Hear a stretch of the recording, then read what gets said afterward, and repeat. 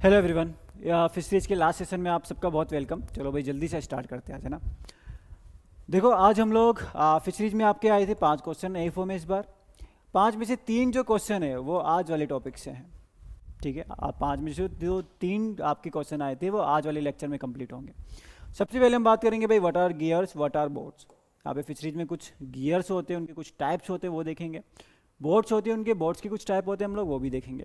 ठीक है, गियर्स हो गए, बोट्स हो गए। इसके अलावा हम लोग आएंगे स्टेट फिश के ऊपर। तो स्टेट फिश कौन सी स्टेट की कौन सी स्टेट फिश है, याद कैसे करें भाई कि स्टेट फिश कौन सी की कौन सी होती है, तो वो सब चीज़ें देख लेंगे। स्टेट फिश के बाद हम लोग बात करेंगे कि भाई अलग अलग टाइप के जो फिशरीज में इंस्टीट्यूट्स हैं, इन दोनों से आपके जो है क्वेश्चन बना था इंस्टीट्यूट। इन दोनों से जो है आपका एक एक क्वेश्चन जो है इस बार A4 के एग्जाम में आया था। और लास्ट में हम देखेंगे कि भाई इंटीग्रेटेड फिश फार्मिंग और एक्वापोनिक्स क्या होता है। तो यहाँ से भी आपका एक क्वेश्चन बना था। तो 3 क्वेश्चन जो है वो आपके आज के टॉपिक से हैं। ठीक, पर हम लोग इन पे पहुंचने से पहले हमें स्टार्ट करना होगा फिशिंग में गियर्स और बोट से। तो भाई सबसे पहली चीज़ व्हाट इज गियर। एग्जाम्पल क्या है, नए नए नाम दिखेंगे। तो इन नए नए नाम से आपको कोई टेंशन नहीं होनी चाहिए, क्योंकि अगर एक बार दिमाग में इमेज बन गई है क्या होते हैं तो फिर कोई दिक्कत नहीं होता। पर्स सीन क्या है, एक बार इमेज दिमाग में होनी चाहिए, पर्स सीन क्या है, फिर आपको याद रहेगा बड़े आसानी से। ठीक है, गियर्स वगैरह से क्वेश्चन बन सकते हैं भाई। इस बार RRB SO में जो क्वेश्चन आया था आपका, ठीक है, वो आपका इसी से आया हुआ था, गियर से ही आया हुआ था। तो भाई गियर्स होते क्या हैं, सबसे पहली चीज़ गियर्स को आप कह सकते हो गियर्स आर बेसिकली टूल्स हैं। क्या है ये, कुछ टूल्स होते हैं जिनसे हम क्या करेंगे, जिनसे हम फिश को पकड़ेंगे, है ना। ये कार बाइक वाले गियर नहीं है, फिशिंग वाले गियर हैं। ये वो टूल्स हैं जिनसे हम फिश को पकड़ेंगे, इनको हम बोलेंगे क्या, गियर्स बोलेंगे। दूसरी बात, इसको एक्टिव और पैसिव में डिवाइड कर दिया है। अब एक्टिव और पैसिव आप सबको पता है कि what is active what is passive. अगर एनर्जी ज़्यादा लग रही है तो उसको मैं एक्टिव बोलते हैं। पैसिव में एनर्जी क्या लगेगी, कम लगेगी, लेस लगेगी। ठीक है, पैसिव में हम लोग नेट लगा के रख देते हैं कहीं जगह पे और मछली खुद आके उसमें फंस जाती है, तो वो सब क्या है, पैसिव है। अगर आपकी बोट मूव कर रही है, बोट के पीछे आपने कोई नेट वगैरह बांध रखा है, ठीक है, और नेट आपकी बोट और नेट एक साथ आगे मूव करते जा रहे हैं और मछलियाँ उस नेट में फंसती जा रही हैं, तो यहाँ पे एनर्जी ज़्यादा लग रही है, एक्टिव प्रोसेस है। तो ये सब हम चीज़ें देखेंगे क्या होता है। ठीक, पर अगर आपसे एग्जाम्पल्स की बात पूछता है तो आपका यहाँ पे जो आंसर जाएगा वो आपका जाएगा पर्स सीन। अब व्हाट इज पर्स सीन ये हम लोग आगे देखेंगे। व्हाट इज पर्स सीन क्या है, गिल नेट क्या है, पर्स सीन क्या है। जैसे जैसे हम आगे बढ़ेंगे सारे आपको एकदम क्लियर हो जाएंगे, और एक सिंगल स्लाइड के अंदर मैंने आपको ये सब एकदम समराइज किए हुए हैं जहाँ से आपको सारा क्लियर हो जाएगा। तो अभी 1-2 क्वेश्चन का आपको उसके लिए वेट करना होगा। तो आपको अभी यहाँ पे नीचे वाले तो चलो एग्जाम्पल्स आपको बाद में जब एक बार देख लोगे कि चीज़ें क्या हैं फिर याद करना आसान होगा, है ना। अभी ऐसे देख के तो फिर रटना ही पड़ेगा, फिर वो कोई मतलब नहीं है। तो भाई एक्टिव वाले में एनर्जी ज़्यादा, पैसिव वाले में एनर्जी कम। पहली बात तो ये होगी कि एक्टिव और पैसिव गियर क्या होते हैं। ठीक, अब चलो एक्टिव गियर्स की बात कर लेते हैं। अब कुछ एक्टिव गियर्स की बात कर लेते हैं। पहला क्वेश्चन जैसे कह रहा है कि भाई which of the following is a conical bag shape net dragged behind boat. अगर हम किसी बोट के पीछे, अगर आप कहीं गए, आप गए कन्याकुमारी घूमने गए आप, ठीक है, वहाँ पे आप जाओगे विवेकानंद, आपको विवेकानंद मेमोरियल देखने को मिलेगा ना, बढ़िया सा है, बोट से जाते हैं वहाँ पे, ठीक है मतलब अच्छी अच्छी जगह है वहाँ पे। गए आप कन्याकुमारी, आपको अगर दिख गया कि भाई कोई बोट वाले जा रहे हैं और पीछे इस तरीके से नेट लगा रखा है, ठीक है, आप कहीं भी गए आपको इस तरीके से दिख गया कि वहाँ पे पीछे इस तरीके से कॉनिकल नेट लगा है और बोट आगे मूव करती जा रही है और पीछे क्या है, नेट लगा हुआ है जिसमें फिशेस कैप्चर होती जा रही हैं। ठीक है, तो इस चीज़ को कहा जाता है क्या, ट्रोल्स। और ये बहुत इंपॉर्टेंट है क्योंकि बहुत ज़्यादा कॉमन है। तो this is known as trawl, या फिर इसको ट्रोलिंग भी कहते हैं। इस प्रोसेस को हम क्या कह रहे हैं, इसको हम ट्रोलिंग भी कहते हैं। अब हमें फिश कहाँ पे की पकड़नी है उसके अकॉर्डिंग हम एडजस्ट करेंगे। मतलब अगर हम चाहते हैं कि भाई हम बीच बीच के पानी में जो फिशेज है उसको पकड़ें तो हम उसकी उसी अकॉर्डिंग डेप्थ एडजस्ट करेंगे। हम चाहते हैं एकदम नीचे वाली फिशेज पकड़ें तो उसको हम एकदम नीचे की तरफ सेट कर देंगे इस नेट को। ठीक है, तो इस कॉनिकल नेट को हम क्या बोलेंगे, इसको हम ट्रोल्स बोलेंगे। ठीक, चलो ये क्वेश्चन हो रहे हैं, इसके बाद हम सारे के सारे जो भी आपके एक्टिव गियर्स वगैरह हैं, है ना, क्योंकि कितने क्वेश्चन करें हम इसके, ठीक है, इससे अच्छा हम एक बार में देख लें। तो सारे एक्टिव गियर्स जो जितने भी हैं इसके बाद हम देख लेते हैं। ठीक है, क्या कह रहे हैं यहाँ पे, dredges are primarily use for capturing. Dredges क्यों यूज करते हैं भाई, ड्रेजेस होता क्या है, ड्रेजेस इस तरीके से मेटल के नेट होते हैं। ये आपका मान लो कि ये ड्रेजेस है, this is a metal net. ठीक, इस तरीके से कई सारे मेटल के जो नेट हैं आपके लगाए गए होते हैं, है ना। अभी इमेज दिखाऊंगा मैं आपको, सब क्लियर कट हो जाएगा। ठीक, तो ये जो ड्रेजेस हैं ये जनरली आपकी जो बॉटम या सबसे नीचे की तरफ फिश रह रही है उनको कैप्चर करने के लिए इनका जो है यूज किया जाएगा। अब आप बोलो भाई प्लेजिक है, क्रस्टेशन है, सेलफिश है या शार्क है।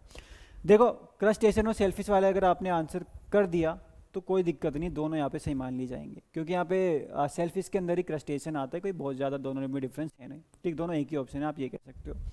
ठीक, तो भाई सेलफिश रहती है नीचे बॉटम की तरफ और जो ये ड्रेजेस होते हैं मेटल के भारी भारी से, इनको भी हम एकदम बॉटम में ही ड्रैग करते हैं। तो जो भी नीचे की फिश है या जो शेल फिश वगैरह, प्रॉन्स है, श्रिम्प्स है, इन सबको कैप्चर करने के लिए हमारा ड्रेजेस का जो है इस्तेमाल किया जाता है। ठीक है, तो अब एक बार देख लेते हैं भाई एक्टिव गियर्स क्या क्या है यहाँ पे, वापस एक बार देख लेते हैं। तो सबसे पहले आपका ट्रोल्स हो गया। ट्रोल्स हमने बोला कि ये आपका क्या है, कॉनिकल बैग है या कॉनिकल नेट है जो बोट के पीछे बांधो और बोट आगे मूव करेगी, दिस इज ट्रोल्स। ठीक है, पहली बात हो गई कॉनिकल नेट्स, डन। सेकंड क्या है, सीन नेट। इस बार आरआरबीएसओ का क्वेश्चन जो है आपका सीन नेट के रिगार्डिंग ही कुछ बना हुआ था। ठीक है, सीन नेट के रिगार्डिंग बना था। यहाँ पे आप देख रहे हो ये जो नेट है आपका, दिस इज सीन नेट। एक सेमी सर्कुलर से यहाँ पे बन रहा है कि भाई आपका जो ये नेट है इसमें ऊपर भी एक रोप है, नीचे भी एक रोप है। तो इस नेट को इस तरीके से एक तरफ से एक आदमी ने पकड़ा, दूसरी तरफ से दूसरे आदमी ने पकड़ा, एकदम नीचे तक, वरना नीचे से मछलियाँ नहीं निकल जाएंगी। तो ये जो नेट है एकदम नीचे तक जाएगा पानी में, और इसको हम क्या करेंगे, नेट को आगे बढ़ाएंगे बढ़ाएंगे बढ़ाएंगे और फिर एक साथ ले आएंगे नेट को, और मछलियाँ जो भी इसमें फंसेंगी उसको निकालेंगे, दैट इज सीन नेट बोलेंगे इसको। ठीक है, आपका ये रेक्टेंगुलर के नेट्स हैं, बट यहाँ पे आप देखोगे एक सेमी सर्कुलर से आपको जो है बनता हुआ दिखेगा, this is seine net. Seine net में मैं आपको एक दो चीज़ और बता रहा हूँ, बस चुपचाप याद कर लो। एक इसमें आएगा डेनिस सीन और एक इसमें आएगा स्कॉटिश सीन, ये भी इंपॉर्टेंट है, स्कॉटिश सीन। ठीक है, ये आपको जो सीन नेट है ये हैंड सीन नेट है जिसको हाथ से ऑपरेट कर रहे हैं। उसके अलावा दो होते हैं जो बोट सीन नेट होते हैं जिनको बोट से ऑपरेट किया जाता है, जिसमें एक डेनिस सीन आता है और एक स्कॉटिश सीन भी आता है। ठीक है, चाहो तो डेनिस सीन का एक बार आप प्रोसेस देख लेना, आसान सा ही है। ठीक है, क्योंकि डेनिस सीन भी इंपॉर्टेंट है, तो याद रखना भाई ये सब आपके सीन नेट के एग्जाम्पल हैं। फिर ऐसी कुछ आप बोल सकते हो शोर सीन। शोर मतलब क्या हुआ, अगर आप ये वाला काम अगर बीच में कर रहे हो, जो आपका कोस्टल रीजन है बीच में अगर कर रहे हो, तो उसको हम शोर सीन भी कह सकते हैं उसको। ठीक है, तो सारे टर्म जो है आपके किससे, एक्टिव गियर से जुड़े हुए हैं। फिर एक आता है पर्स सीन। पर्स सीन में देखो क्या होता है कि ये रही बोट। ठीक है, पर्स सीन एक बार जल्दी से समझ लेते हैं। पर्स सीन में क्या है, ये रही एक बोट। इस बोट ने क्या किया, इस बोट के पास नेट था। ठीक है, ये एक बोट है, कई बार सिंगल बोट से भी हो जाता है, कई बार दो दो बोट का यूज करते हैं। अब मान लो हम दो बोट वाला समझ लेते हैं। ठीक है, दो बोट वाला समझ लेते हैं। ये रही एक बोट, एक और छोटी सी बोट होती है, छोटी सी बोट होगी, इस बोट को हम बोलते हैं स्किफ बोट, स्किफ बोट। ठीक है, अब ये वाली बोट क्या करती है, नेट को पकड़ के रखेगी, और बड़ी वाली बोट जो है वो राउंड मारेगी। बड़ी वाली बोट क्या करेगी, पूरा राउंड मारेगी। ठीक है, अब ये वाला क्या करेगी, एक साइड से नेट को पकड़ के रखेगी ये छोटी वाली बोट, और बड़ी वाली बोट नेट को पूरा राउंड मारेगी और पूरा नेट को इस तरीके से गोल कर देगी। ठीक है, और ये पूरा गोल होने के बाद इस नेट को पूरा ऊपर खींच लिया जाता है और इसको हम पर्स सीन बोलते हैं। यहाँ पे अगर बहुत सारी मछलियाँ अगर एक साथ प्रेजेंट हैं तो सारी की सारी मछलियों को एक साथ कैप्चर कर लिया। कई बार टीवी में देखा होगा कि वो बड़े बड़े फिशरमैन होते हैं, बड़ी बड़ी बोट होती है, वो एकदम बहुत सारा पूरा वो नेट निकाल रहे होते हैं, और नेट निकालने के बाद उससे बहुत सारी मछलियाँ गिराते हैं, तो वो जनरली आपका पर्स सीन का ही प्रोसेस है। ठीक है, फिर मैंने आपको एक बताया ड्रेजेस। तो ड्रेजेस क्या हुआ आपका, ये देखो भाई मेटल के इस तरीके से यहाँ पे इन्होंने नेट से बना रखे हैं, मेटल के बना रखे हैं। ठीक है, दीज आर ड्रेजेस। तो एकदम भाई बॉटम में चल रहे हैं। अब यहाँ पे श्रिम्प वगैरह जो क्रस्टेशियन है वो यहीं पे तो होंगे, यहाँ पे जो डिमर्सल फिशेज होंगी, डिमर्सल या बेंथिक जो एकदम फ्लोर पे जो रहेंगे, उन्हीं को कैप्चर करने के काम आएंगे क्या, ड्रेजेस आएंगे। ठीक है, used to scrape the sea bed for shellfish. ठीक है, तो सेलफिश पकड़ने के, सेलफिश मतलब क्रस्टेशियन और मोलस्कस हो गए, तो उसको पकड़ने के लिए ड्रेजेस जो है काम आएंगे। तो ये चार आपके इंपॉर्टेंट एक्टिव गियर्स हैं जो आपको पता होने चाहिए। ठीक है भाई, तो ये था एक्टिव गियर्स। अब एक्टिव के बाद आता है क्या, पैसिव गियर आता है। ठीक है, देखो भाई ये गियर्स और बोट्स इंपॉर्टेंट है, पर उससे भी ज़्यादा इंपॉर्टेंट है क्या कि फिश, स्टेट फिश क्या है आपका, और इंस्टीट्यूट्स वगैरह क्या है ना, क्वेश्चन आया था इस बार। विच फिशिंग मेथड वो uses bait such as earthworm और एल्गी। मतलब क्या कहना चाह रहा है, कह रहे कि भाई एक ऐसा आपका फिशिंग मेथड है जिसमें बैट्स का यूज किया जाता है। बैट मतलब क्या हुआ, आपने देखा होगा भाई क्या करते हैं जब फिश पकड़ने जाते हैं लोग, है ना, जो नॉर्मली पकड़ने जाते हैं, तो क्या करते हैं, उनके पास इस तरीके से एक वो होता है आपका, क्या होता है उनके पास इस तरीके से एक स्टिक सी होती है, एक पोल होता है, उस पोल में इस तरीके से एक थ्रेड सा बना होता है या एक लाइन लगी होती है, और इस लाइन में लगा होता है हुक। अब यहाँ पे कुछ बेट रखा जाता है, बेट मतलब उसके लिए कुछ फिश को पकड़ने के लिए उसके लिए कुछ चारा रखेंगे। ठीक है, यहाँ पे यानी कुछ ना कुछ बैट, अर्थवर्म के छोटे से पीसेज यहाँ पे लगा दिया आपने इस हुक में कि मछली इसको देख के खाने के लिए आएगी, तो इसी को हमने बैट बोल दिया। ठीक, ठीक है, तो कह रहे हैं कि भाई कौन सा मेथड है जिसमें ऐसा किया जाएगा, trolls, Gill net, hook lines या फिर ड्रेजेस। ठीक है, तो ये ट्रोल्स तो नहीं होगा भाई, ट्रोल्स तो बड़े बड़े से कॉनिकल बैग होते हैं जो बोट के हम पीछे बांधते हैं, तो ट्रोल्स तो ये नहीं होगा, ये तो हमें पता है। अब गिल नेट क्या होता है अभी हम देख लेंगे, what is Gill net. Hook and lines is the right answer. ठीक है, हुक एंड लाइन्स, क्या आपके यहाँ पे इसको हमने लाइन बोल दी है जो धागा से आपको दिख रहा है, और ये आपका जो है यहाँ इस लाइन के लास्ट में क्या लगा होगा, हुक लगा होगा, तो इसी को हम क्या बोलते हैं, हुक एंड लाइन बोलते हैं। इसी में हम लोग बैट का यूज़ करेंगे, तो सी ऑप्शन जो है यहाँ पे करेक्ट जाएगा। ठीक है, बहुत बात हुई आपकी, मतलब बहुत बात नहीं, बहुत क्वेश्चन है पैसिव गियर के, एक ही क्वेश्चन बहुत है, पर यहाँ पे हम लोग को होते क्या है सब पता होना चाहिए भाई। देखो पहला आता है गिल नेट्स। गिल नेट बड़ा आसान काम है, ठीक है, गिल नेट क्या है, बड़ा आसान काम है। क्यों आसान काम है कि भाई यहाँ पे आपने नेट लगाया एक बार, इतना आसान भी नहीं है पर आसान है। मतलब आपने क्या किया, आपने यहाँ पे एक बार नेट लगा के छोड़ दिया, आपने इस तरीके से नेट लगाया और छोड़ दिया। अब इसमें नेट में क्या करते हैं कि इसका साइज इस तरीके से आपको रखना होगा कि फिश क्या होती है, जब फिश इससे पार करने का मूव करेगी, फिश क्या करना चाहती है, इस नेट को क्रॉस करना चाहती है, तो फिश का हेड इस नेट में फंस जाता है। ठीक है, क्या बोला गिल नेट में, फिश का जो हेड है, सर है, वो इस नेट में फंस जाएगा, तो उसकी पूरी बॉडी जो है वो पार नहीं कर पाएगी। उसी के अकॉर्डिंग इसका यहाँ पे मैश का साइज जो है उसी के अकॉर्डिंग रखेंगे कि भाई ये नेट था, फिश आई मूव करते हुए और उसका सर फंस गया, बॉडी उसकी क्या हो गई, उसका सर यहीं पे फंस गया, अब वो आगे पीछे मूव नहीं कर सकती, वो फंस चुकी है फिश, तो इसको हम बोलेंगे गिल नेट बोलेंगे। ठीक है, तो that is Gill net. Gill net, Gill net, Gill net, हाँ गिल नेट होता है, एक होता है इंटेंगलिंग नेट। इंटेंगलिंग नेट, भाई गिल नेट में क्या होगा, उसका सर फंस जाएगा, बाकी बॉडी रुक जाएगी। इंटेंगलिंग नेट क्या होगा, वो भी सेम ही होते हैं आपके, ज़्यादा अंतर नहीं है, बस डिफरेंस यह है कि गिल नेट में उसकी गिल्स या हेड वाला पोर्शन ही फंसता है। इंटेंगलिंग नेट में क्या होता है, वो फिश का कुछ भी पार्ट फंस सकता है, हो सकता है उसकी फिन फंस जाए, हो सकता है उसकी बॉडी फंस जाए, वो किसी भी तरीके से फंस सकती है, तो उसी को हम इंटेंगलिंग नेट कह देते हैं कि भाई फिश क्या होगी, इंटेंगल होगी। तो एक गिल नेट हो गया, एक ऐसी इंटेंगलिंग नेट हो गया, और तीसरे ऐसी होता है आपका ट्रेमल नेट्स। ठीक है, नॉर्मल गिल नेट की बात करें तो आपके सिंगल नेट की लेयर होती है, और ट्रेमल नेट की बात करें तो यहाँ पे 3 लेयर होती है कि आपके आगे एक लेयर है इस तरीके से मैच की, उसके पीछे एक लेयर और होती है, और उसके पीछे एक और लेयर होती है। ठीक है, तो ट्रेमल नेट में 3 लेयर नेट की लगी हुई होती है, तो उसको हम ट्रेमल नेट बोलते हैं। तो उसमें भी फिश जो है आपकी अच्छी तरीके से फंस सकती है। तो आपकी पहले तो नेट हो गए, तो आपकी गिल नेट की बात करें तो 3 टाइप के हो गए, एक सिंपल गिल नेट हो गया जो सिंगल लेयर है, दूसरा इंटेंगलिंग नेट भी हो गया, और तीसरा आपका ट्रेमल नेट्स हो गए। ठीक है, जो 3 लेयर वाला है। फिर हुक एंड लाइंस की बात करते हैं पैसिव गियर में। हुक एंड लाइंस, ठीक है, ये आपका इंटेंगलिंग नेट ही लगा हुआ है, कई बार बोट से भी लगा देते हैं कि यहाँ पे आपने क्या किया, ऐसे नेट लगा के बोट में आपने छोड़ दिया, कुछ टाइम में फिश पकड़ेगी, फिश फंस गई एक बार, उसके बाद आपने उसको खींच लिया। ठीक है, ये भी पैसिव है क्योंकि भाई आप नेट बस लगा के छोड़ दे रहे हो, आप यहाँ पे कोई ज़्यादा एनर्जी नहीं लगा रहे हो, फिर लास्ट में आपने इसको खींच लेना है। ठीक है, अब क्या है आपका हुक एंड लाइंस। ठीक है, हुक एंड लाइंस है भाई, तो हुक एंड लाइंस भी क्या है आपका, यहाँ पे इन्होंने देखो क्या यूज किया है, लक्षद्वीप वगैरह में बड़ा कॉमन है। ठीक है, यहाँ पे आपका ये रहा इसका क्या, लक्षद्वीप वगैरह में टूना वगैरह को पकड़ने के लिए इस्तेमाल किया जाता है। तो भाई ये रहा इसका हुक, सॉरी हाँ, ठीक है, यहाँ पे क्या है हुक एंड लाइंस, ये रही आपका पोल, ये इसको क्या बोलो जो स्टिक सा दिख रहा है इसको पोल बोलते हैं। अब इसमें यहाँ पे लाइन लगी हुई है, और इस लाइन में क्या लगा होगा, हुक, जिसमें फिश को ये क्या करेंगे, फंसाएंगे, फिश को पकड़ेंगे, that is hook and lines हो गया। ठीक है, तो ये आपको थोड़ा पता होना चाहिए। ये आपका इंटेंगलिंग नेट है कि इस तरीके से फिश जो है इसमें क्या हो रही है, फंस जा रही है, तो ये आपका गिल नेट वगैरह हो गया, इसको फिर हमने खींच लेना है। ठीक, अभी पैसिव गियर खत्म नहीं हुए भाई। अब देखो एक आते ट्रैप्स। ट्रैप्स मतलब क्या हुआ, कुछ इस तरीके का स्ट्रक्चर, जैसे रैट चूहे को पकड़ने के लिए भी ट्रैप का इस्तेमाल करते हैं, तो फिश को पकड़ने के लिए भी करते हैं कि फिश भाई घुस तो जाएगी इसमें एक बार, पर घुसने के बाद उसको बाहर निकलने का जो है रास्ता नहीं मिलेगा। ठीक है, तो इसको हम ट्रैप्स बोल देंगे। ऐसे एक आता है ड्रॉप लाइन।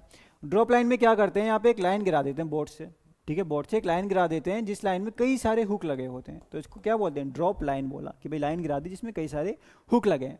ठीक है, और एक लास्ट बचता है आपका क्या, फाइक नेट्स। फाइक नेट भी आपका कुछ नहीं है, एक अलग टाइप का नेट से बनाया हुआ है, और ये नेट इस तरीके से बनाया हुआ है आपका कि ये देख रहे हो आप, इस तरीके से पूरा नेट है, ये सर्कुलर रिंग बनाई हुई है ताकि जो नेट है आपका कोलैप्स ना हो जाए, इसको थोड़ा एक स्ट्रक्चर देने के लिए सर्कुलर रिंग भी दी हुई है।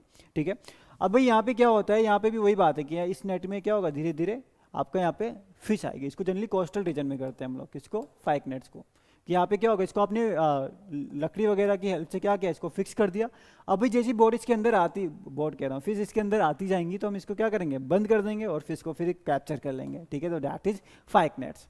ठीक है, चलो भाई जल्दी से बोट्स की बात करते हैं, फिर हमें स्टेट फिशेज और आपका वो इंस्टीट्यूट्स भी तो देखना है ना, तो जल्दी से बोट्स की बात कर लेते हैं। अब देखो पहला क्वेश्चन क्या है, which of the following is a non mechanised fishing craft. अब ये नॉन मैकेनाइज्ड फिशिंग क्राफ्ट क्या हुआ, बोट्स भाई 2 टाइप की हैं आपकी, जैसे गियर्स आपके एक्टिव और पैसिव थे, तो बोट्स भी आपके एक्टिव और पैसिव तो नहीं, पर आप यहाँ पे कह सकते हो मैकेनाइज्ड एंड नॉन मैकेनाइज्ड। तो पहली आती है भाई बोट कौन सी, नॉन मैकेनाइज्ड, और दूसरी आएंगी कौन सी, मैकेनाइज्ड। मतलब एक में मोटर प्रेजेंट है एक में क्या लगी हुई है, मोटर लगी हुई होगी, और एक में मोटर नहीं होगी। जो नॉर्मल बोट है जिसमें कोई मोटर वगैरह कुछ नहीं लगी है, that is non mechanised boat. और अगर बोट में पूरा मोटर वगैरह सारा प्रोसेस लगा है, डैट इज मैकेनाइज्ड बोट, है ना। तो कह रहे हैं कि इनमें से कौन सी एक नॉन मैकेनाइज्ड बोट है जिसमें आपका मोटर वगैरह नहीं लगी होती।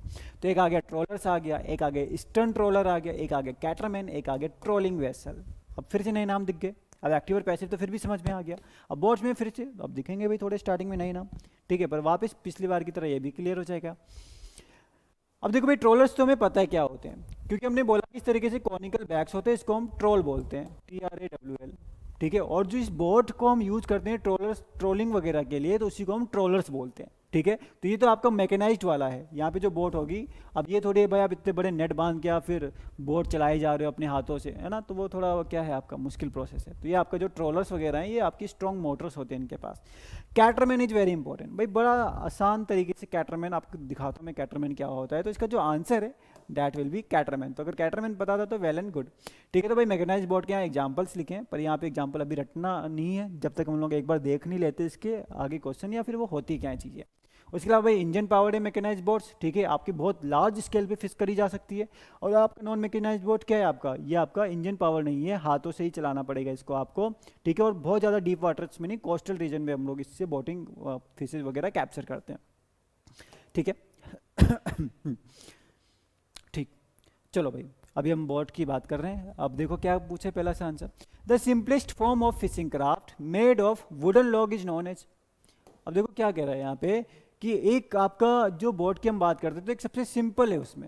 सिंपल मतलब क्या कि वुड के लॉग्स लेके आए। लॉग मतलब क्या हुआ आपका भाई, जो हम पेड़ काटते हैं ना उसके बड़े बड़े जो लॉग्स होते हैं, तो उसको हम लेके आएंगे, कई सारे लॉग्स लेके आएंगे। ये रहा एक log, 2 log, 3 log, 4 log, log नहीं LOGS वाला लॉग, है ना, लॉग। वुड के बड़े बड़े लॉग लेके आते हैं, ठीक है। और इन लॉग्स को बांध देते हैं रोप से, रस्सी से बांध दिया इसको। तो भाई इससे आसान क्या हो सकता है, इससे आसान भी कोई बोट हो सकती है क्या, इससे आसान सिर्फ वो जो पेपर से बनाते हैं वही बोट हो सकती है। तो लकड़ी लेके आ गए, लकड़ी के लॉक्स लेके इसको रस्सी से बांध दिया, बस बोट तैयार है। तो जो सबसे सिंपलेस्ट बोट है इसको हम कहते हैं कैटरमैन।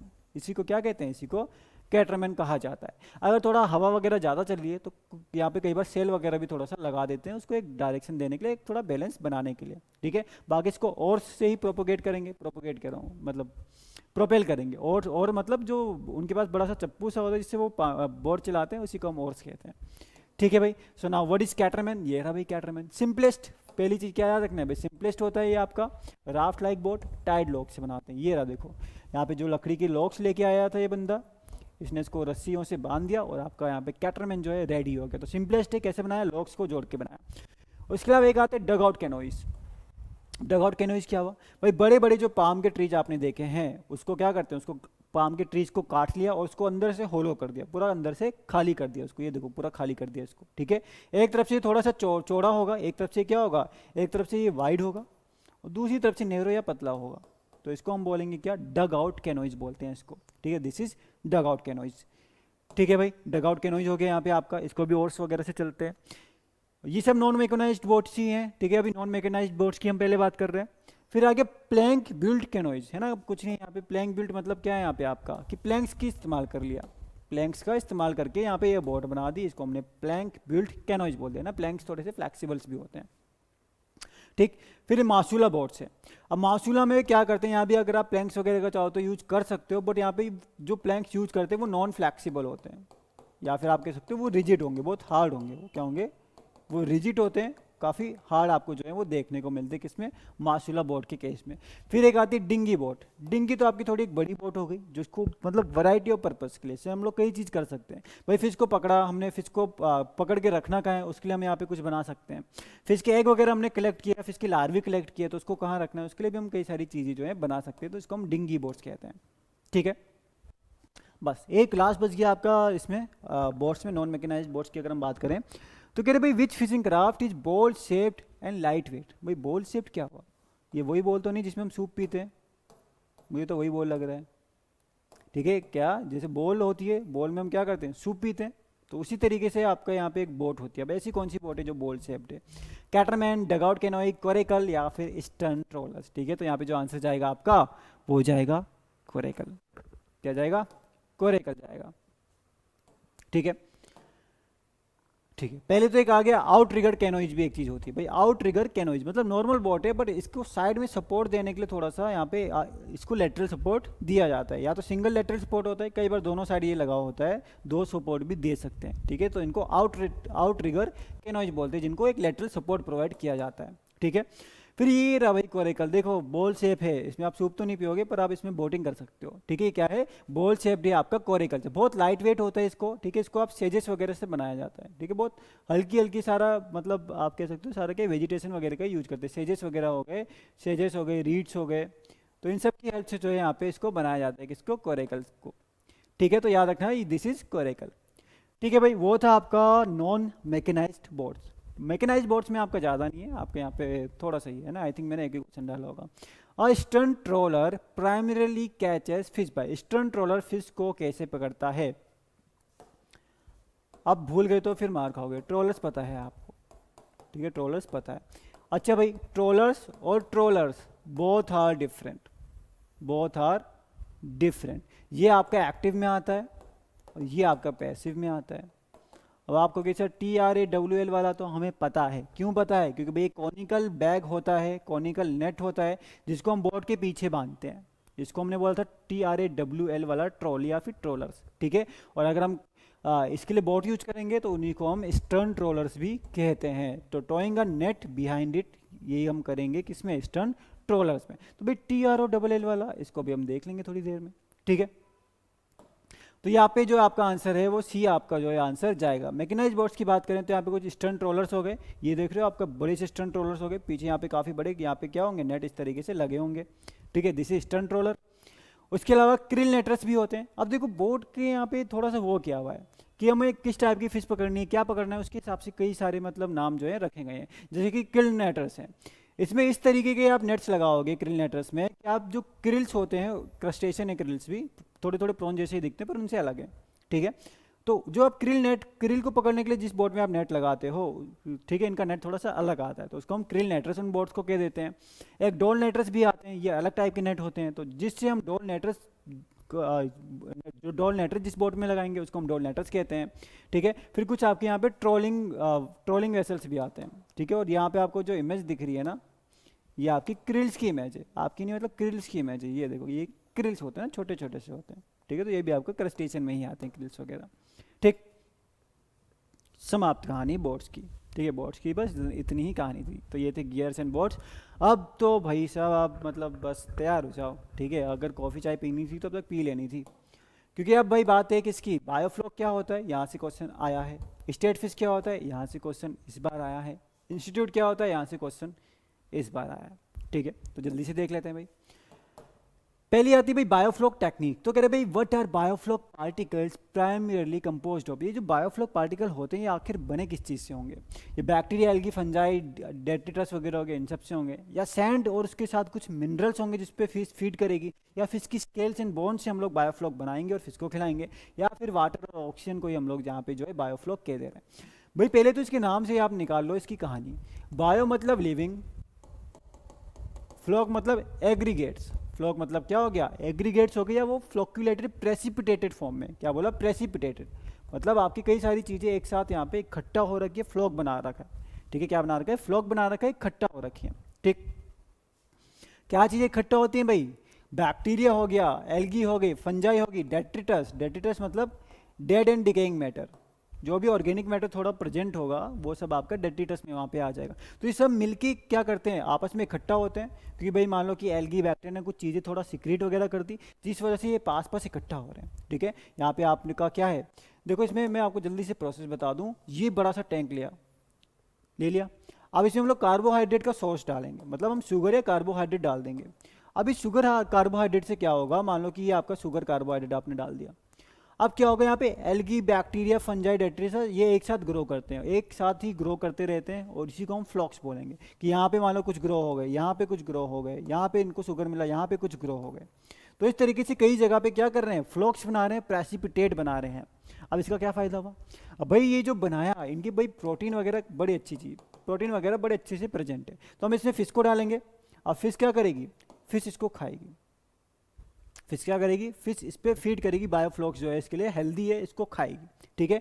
खाने के बाद फिश वेस्ट मटेरियल भी तो रिलीज करेगी, और ये जो वेस्ट मटेरियल रिलीज करेगी उसमें आपका फिर से कार्बोहाइड्रेट होगा, नाइट्रोजन वगैरह होगा। मतलब इसका जो फिश का वेस्ट मटेरियल है, ये जो यहाँ पे माइक्रो ऑर्गेनिजम्स थे, ये इसके वेस्ट मटेरियल को यूज करेंगे, और वेस्ट मटेरियल को यूज करके ये क्या करेंगे भाई, ये फ्लॉक्स बनाते जाएंगे, ठीक है। तो यहाँ पे दोनों का फायदा होता जा रहा है कि भाई फिश को फूड मिल गया, इसने फ्लॉक्स खाया, फिश ने वेस्ट मटेरियल जो रिलीज किया वो इस फ्लॉक्स के लिए फूड हो गया, ठीक है। तो ये प्रोसेस जो है यहाँ पे चलता जाएगा, ठीक है। तो यहाँ पे जो फ्लॉक्स है ये एक तरीके से वाटर को प्यूरीफाई भी कर रहे हैं, फिश गंदा करती जा रही है तो उसको एज ए न्यूट्रिशन यूज भी कर रहे हैं। तो दिस इज बायोफ्लॉक टेक्नोलॉजी। तो ये ऑप्शन जो आपने किया बिल्कुल सही किया। CN रेशियो यहाँ पे क्या करते हैं, बढ़ाया जाता है स्टार्टिंग में, क्योंकि हमें कार्बोहाइड्रेट यानी कार्बन का सोर्स स्टार्टिंग में देना है, ताकि माइक्रो ऑर्गेनिज्म की ग्रोथ जो है काफ़ी ज़्यादा फास्ट हो जाए, बढ़ जाए स्टार्टिंग में, ठीक है।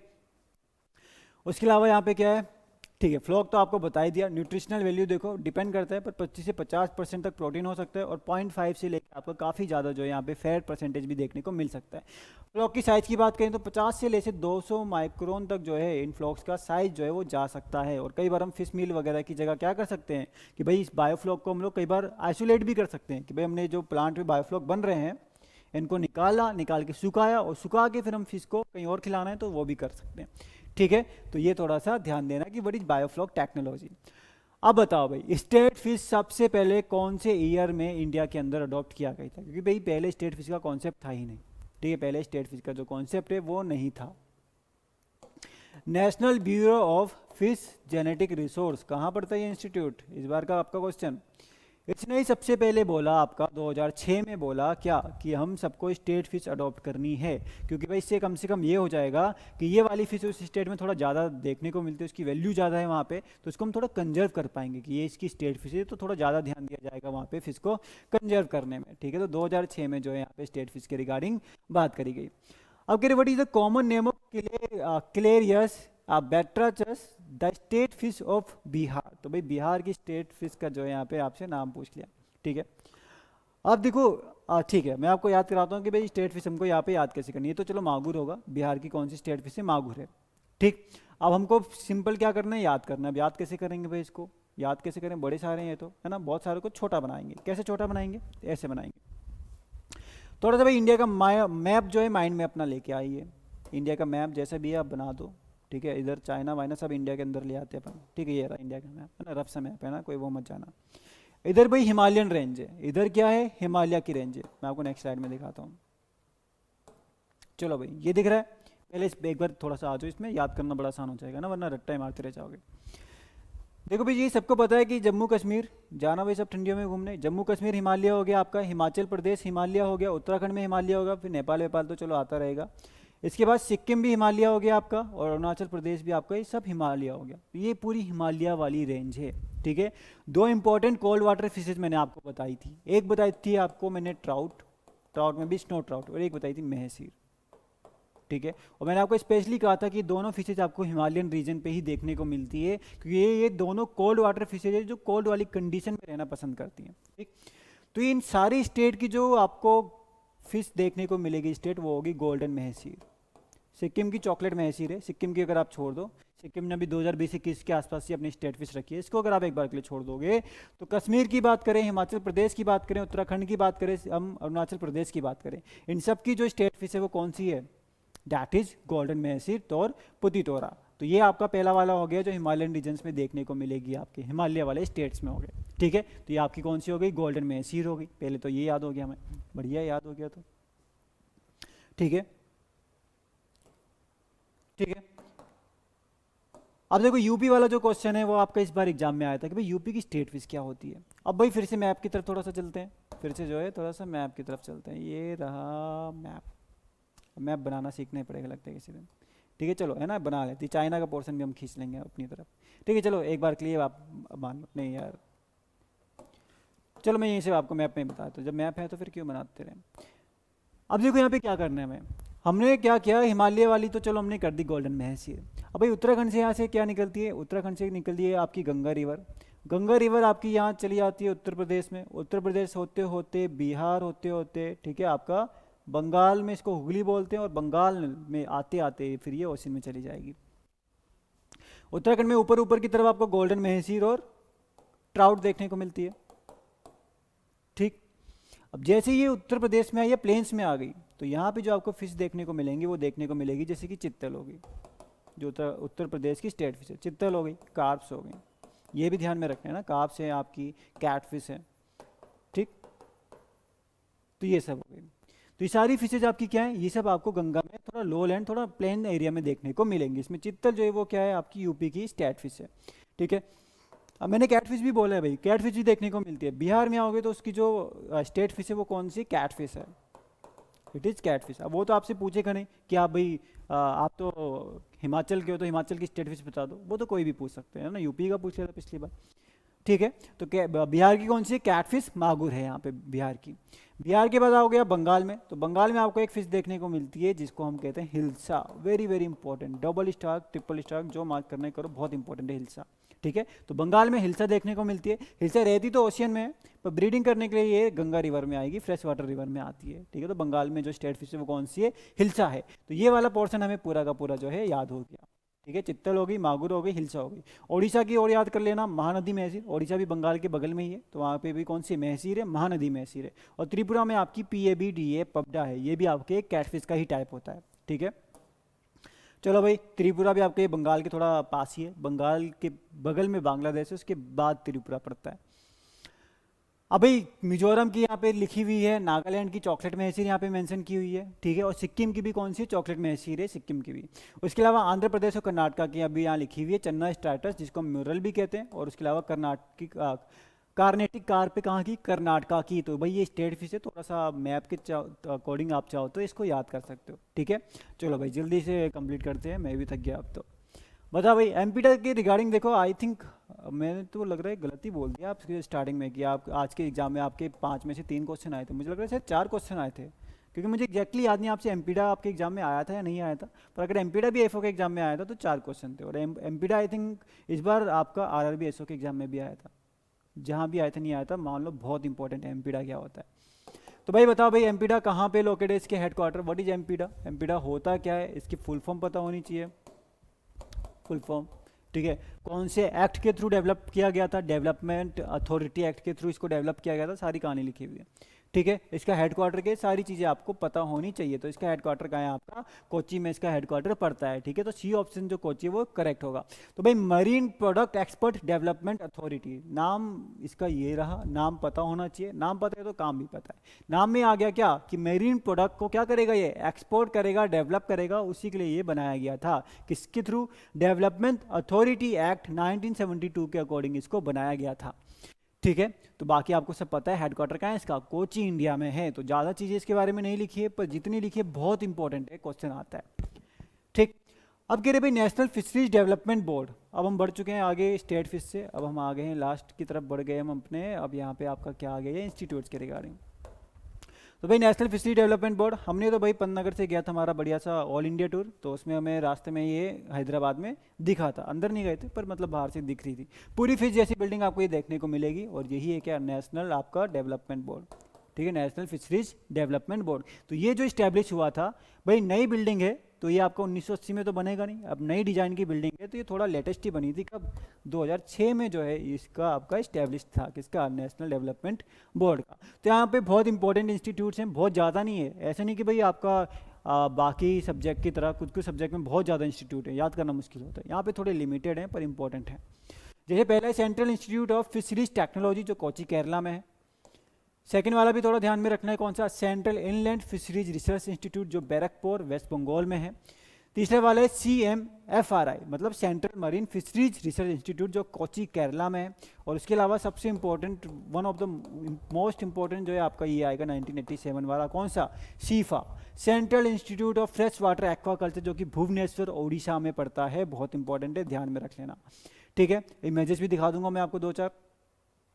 फिर ब्रैकिश वाटर एक्वाकल्चर की बात करें तो वो चेन्नई में आपका आएगा। नेशनल फिशरीज डेवलपमेंट बोर्ड, ये कहाँ है भाई, अभी बताया ना मैंने, हैदराबाद में, और फिश जैसी बिल्डिंग दिखेगी। ये आपका 10 जुलाई 2006 को इस्टेब्लिश किया गया था। उसके अलावा फिशरीज एजुकेशन वाले इंस्टीट्यूट की बात करें तो आपको मुंबई महाराष्ट्र में देखने को मिलेगा। और ये वाला तो आपको पता है भाई, लखनऊ वाला, national bureau of fish genetic resource. इस बार का आपका क्या है, ये PYQ, मतलब इस साल जो आपका एफओ का मेंस एग्जाम हुआ था उसमें ये पूछा था कि भाई आपका NBFGR। अब भाई इसका आप फुल फॉर्म ही नहीं, आपको शॉर्ट फॉर्म भी पता होनी चाहिए। NBFGR अगर लिख दिया तो तुरंत बता देना national bureau of fish genetic resource का है, जिसको 1983 में इस्टेब्लिश किया गया था। तो this is national fisheries development board Hyderabad में। कब इस्टेब्लिश हुआ है ये? 2006 में इसको इस्टेब्लिश किया गया है। शीफा भी बहुत इंपॉर्टेंट है, SIF है CIFA, central inland fisheries, central institute of fresh water aquaculture, ठीक है, दैट इज शीफा। कहाँ है ये? भुवनेश्वर ओडिशा में ही आपको देखने को मिलेगा। और उसके अलावा आपका क्या हो गया? आपका NBFGR national bureau of fish genetic resource कहाँ है? लखनऊ में है, ठीक है। चलो अब एक लास्ट क्वेश्चन और बचता है आपके लिए, बस उसके साथ हमारा फिशरी जो होता है यहाँ पे कंप्लीट है। एक दो चीज़ें और है, मैं आपको भी बता देता हूँ। What does integrated fish farming mainly involves? Integrated fish farming में हम क्या करेंगे? क्या हम बहुत सारी फिशेज को एक साथ कल्चर करेंगे? बहुत सारी फिशेज को एक साथ कल्चर करेंगे। देखो डिफरेंस क्या है, एक ये हो सकता है कि हम कई सारी फिशेज को एक साथ कल्चर कर रहे हैं, एक आपका ये भी हो सकता है कि हम फिशेज को कल्चर कर रहे हैं और फिश के साथ साथ मान लो राइस की क्रॉप लिए। अब भाई राइस में तो हमें पानी भर के रखना पड़ेगा, ट्रांसप्लांटेड क्रॉप वाली कंडीशन में तो हम पानी कुछ ज़्यादा टाइम तक भर के रखे रहने देंगे, ठीक है। तो उस केस में हम जो पानी जहाँ भरा हुआ है वहाँ पे हम फिश को भी कल्चर कर रहे हैं, ठीक है। तो दोनों में डिफरेंस है, एक में फिश की अलग अलग स्पीसीज को कल्चर कर रहे हैं, इसको हम बोलते हैं कंपोजिट कल्चर। कंपोजिट कल्चर क्या हुआ? कंपोजिट कल्चर कि मान लो कि इंडियन मेजर कार्प्स है तो हम 3-4 कार्प्स को एक साथ क्या कर रहे हैं? कल्चर कर रहे हैं, या उसके अलावा और भी कुछ फिशेज को हम एक साथ ले रहे हैं। मतलब सिर्फ फिश की ही बात कर रहे हैं, बस फिश की अलग अलग स्पीसीज को अगर हम एक साथ कल्चर करा रहे हैं तो उसको बोलेंगे कंपोजिट कल्चर। पर अगर हमने चेंज ही कर दिया कि फिश के साथ हम पैडी भी ग्रो कर रहे हैं, या फिश के साथ हम मशरूम ग्रो कर रहे हैं, ठीक है, बहुत सारे आपको देखने को मिलेंगे, या फिश के साथ हम लोग कोई पिग का भी कल्टिवेशन कर रहे हैं, या गोट्स हो गई, डक्स हो गई, ठीक है, आपका कुछ भी हो सकता है, कई सारी यहाँ पे मशरूम हो गए, कई सारी चीज़ें हो सकती है, ठीक है। तो वो सब आपका जो है इंटीग्रेटेड फिश फार्मिंग के अंदर आएगा। पर ध्यान ये रखना है कि हमारा मेजर कंपोनेंट फिश होगा, यानी कि आप राइस लगा रहे हो तो आपने राइस लगाया, उसके साथ आपने थोड़ी सी फिशेस को डाल दिया तो आप बोल रहे हो कि भाई हम इंटीग्रेटेड फिश फार्मिंग कर रहे हैं। मेन कंपोनेंट वहाँ पे फिश का होगा, तब उसको हम इंटीग्रेटेड फिश फार्मिंग कहेंगे। तो combining fish farming with other agriculture related activities. तो भाई बस ये डेफिनेशन आप देख लो, यहाँ पे लिखा हुआ है कि आपका क्या हो गया? सीक्वेंशियल लिंकेज बिटवीन टू और more agri related farming activities with one farming as major component, ठीक है, with one farming as major component, मतलब दो अलग अलग फार्मिंग यहाँ पे हम कर रहे हैं और जिनमें से कोई एक मेजर होगा। अगर मेजर ये फिशरीज वाला होगा आपका, जो आप ज़्यादा जिस पे फोकस है, तो उसको हम बोलेंगे इंटीग्रेटेड फिश फार्मिंग। ऐसे एक एक्वापोनिक्स आता है, भाई ये भी पता होना चाहिए भाई व्हाट इज एक्वापोनिक्स। एक्वापोनिक्स क्या हुआ? अब भाई हाइड्रोपोनिक्स सबको पता है, हाइड्रोपोनिक्स में क्या करते हैं? Hydroponics is soil less culture, कि भाई यहाँ पे सॉइल का जो कल्चर है ना, जो सॉइल का कल्चर है, मतलब सॉइल के बिना ही हम प्लांट को क्या करते हैं? ग्रो करते हैं। कि भाई यहाँ पे क्या करेंगे? ये प्लांट से इसकी रूट जो है वाटर में प्रेजेंट है। अब हम क्या करते हैं? जो वाटर भेजेंगे उसी में हम NP के जो भी न्यूट्रिएंट्स देने सब वाटर में देते हैं, और ये डायरेक्ट वाटर से ही क्या करेगा? न्यूट्रिएंट्स का अपटेक कर लेगा, ठीक है। तो ये हमारे यहाँ पे थोड़ा फायदा होता है इन चीज़ों को करने का। पर यहाँ पे एक्वापोनिक्स में क्या करेंगे कि भाई हाइड्रोपोनिक्स और फिशरीज वाला जो चीज़ें इन्होंने एक साथ जोड़ दी है। अब यहाँ पे वाटर फिल्टर वगैरह होके क्या करेगा? फिश वाले एक्वेरियम में जाएगा या फिश वाले उसमें जाएगा। वाटर जो ये आपका प्लांट वाला, ठीक है, प्लांट के बाद ये जाएगा कहाँ? फिशेज के पास में, ठीक। अब फिशेज में जो कुछ न्यूट्रिएंट्स वगैरह आ रहे हैं उस पर फिश फीड करेगी। फिश फीड करने के बाद फिश अपना वेस्ट को क्या करेगी? रिलीज करेगी, ठीक है। और ये जो फिश का वेस्ट है ये एज ए मैन्यूर जो है यहाँ पे यूज होता जाएगा, क्योंकि जो इसमें न्यूट्रिएंट्स वगैरह होंगे उसी को वाटर में वो डिजोल्व होंगे और उसी को प्लांट क्या करेगा? डायरेक्टली अपटेक करेगा। तो इस प्रोसेस को हम लोग एक्वापोनिक्स बोलते हैं, ठीक है। अब इतनी कहानी इसके लिए काफ़ी नहीं है, बट आप एक बार इसकी बस डेफिनेशन पढ़ लो, आपका इसमें से काम चल जाना चाहिए। सो डैट इज एक्वापोनिक्स, ठीक है भाई। So that was all about fishing. एक बार ये डेफिनेशन दोनों पढ़ लेना अच्छे से, एग्जाम में आ जाती है डेफिनेशन, फिर पढ़ के कंफ्यूज हो जाओगे कि भाई ये पूछना क्या चाह रहे हैं।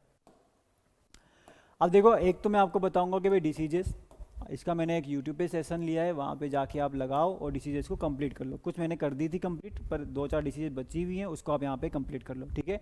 बाकी आपका लगभग सब कुछ हो गया है। अच्छा, मेरे को थोड़ा सा ऑर्नामेंटल फिशेस का थोड़ा और बताना था, बट वहाँ से मतलब आया नहीं है वैसे इतना क्वेश्चन अभी तक, पर अगर बाई चांस आ जाए तो बस वही वाली बात है, ठीक है। एक थोड़ा सा ये बच गया। और आपका प्रोसेसिंग, अभी प्रोसेसिंग यहाँ पे क्या है, प्रोसेसिंग में से इतनी सारी चीज़ें बनती तो है नहीं, है ना। फूड प्रोसेसिंग जो नॉर्मल प्रोसेस चलता है वो सारा फिश में भी चलता है, ठीक है।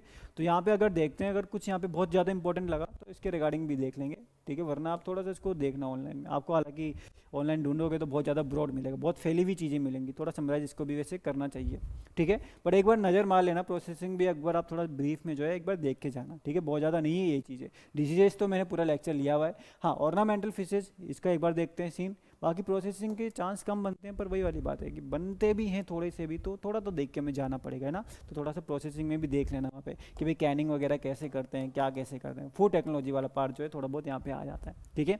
तो बस ये आपका यहाँ पे थोड़ा सा जो चीज़ें वो है। बाकी आपका जो फिशरीज है वो आपका आज हमने कर लिया क्या, कंप्लीट फिनिश। तो सारे लेक्चर अगर आप लगा रहे हो तो आपका फिशरीज जो है वो आपका मोस्ट, आपका जो आपका क्वेश्चन है वो कवर हो जाने चाहिए, आपका फिशरीज पूरी तरीके से रेडी है, ठीक है।